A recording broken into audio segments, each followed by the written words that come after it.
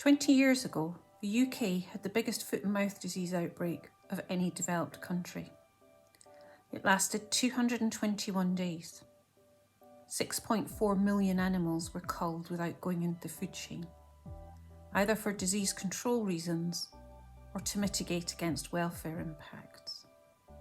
The outbreak had devastating consequences, not just for those directly affected, farmers and the vets involved, but for rural communities and vital tourism in those areas. The cost to government was thought to be over £5 billion, a really significant impact. In those initial dark days, where you could drive down through Cumbria and smell smoke of burning animals and pyres, and that was what was on television. And as you drove from south of Scotland through into England and further south, there was no livestock in the fields in that spring and early summer, when they would usually be let out to grass. None, the fields were bare. So a really impactful time, but many lessons to be learned. I didn't work for government at that point, I worked in practice in the south of Scotland. But having been a large animal practitioner in Cumbria, I went back to help out. The things that struck me particularly, and I remember now, are the sense of purpose that everybody had that led to great collaboration. Everybody knew we wanted to eradicate this disease as quickly as we could. That was the mission we were on. And people worked together, came together to achieve that. People who'd never worked together before, people from different countries, people with different languages. We all came together to eradicate the disease as quickly as could be done. And therefore, for me, the biggest learning was the importance of communications. You can be the best vet in the world, but unless you can communicate clearly and from their perspective to farmers, peers, officials, stakeholders and others, you're not doing the best job that you can do. Communication is absolutely key. And the third key for me is about well-being and mental health. Those first dark days of an outbreak are really, really hard.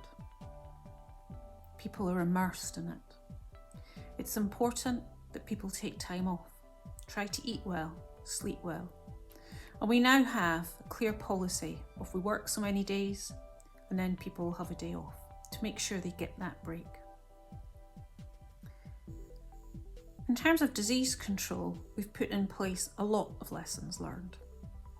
Our sheep identification and traceability stems from a clear need in the disease control to be able to know where the sheep are, where they came from, and where they might have moved to. It's really critical when we are such a large sheep producing country that we are able to quickly know where disease might be and where infected animals are. We now have a generic exotic disease control strategy, which is underpinned by disease-specific elements. The disease control strategy tells us about the governance of decision-making, who makes what decisions, who must be consulted. It gives us a battle rhythm to work to, so what meetings we'll have when and what information is required at those meetings. And it defines roles and responsibilities for different people in an outbreak.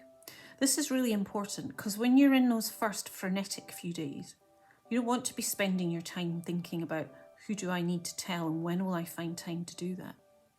Having this structure already pre-planned gives assurance to other officials, ministers, that updates will happen and when they'll happen. But means that you don't get that constant question, what's going on now, please update me. It sets out, of course, the key tenets of disease control. So everybody, that's clear to everybody, they know what has to be done. Obviously, you fit the epidemiology and your understanding of that specific outbreak round about those. But I can't say enough how having that framework to work to, how beneficial it is. And we now have ongoing, much better business as usual out with disease outbreaks, cross-government collaboration at all levels, and that's important at all levels.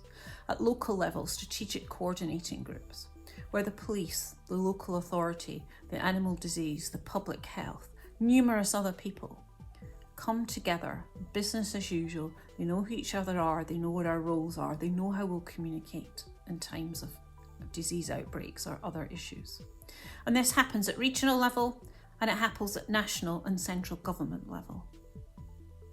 So everybody has the confidence that communication and collaboration will happen, and they know what their part to play in it is. I could talk for many hours about the lessons we've learned in my experiences of foot and mouth disease, but I hope that gives you an opportunity to feel a bit like what it was like, and some of the things that hopefully mean that you won't have to experience that yourselves. Thank you.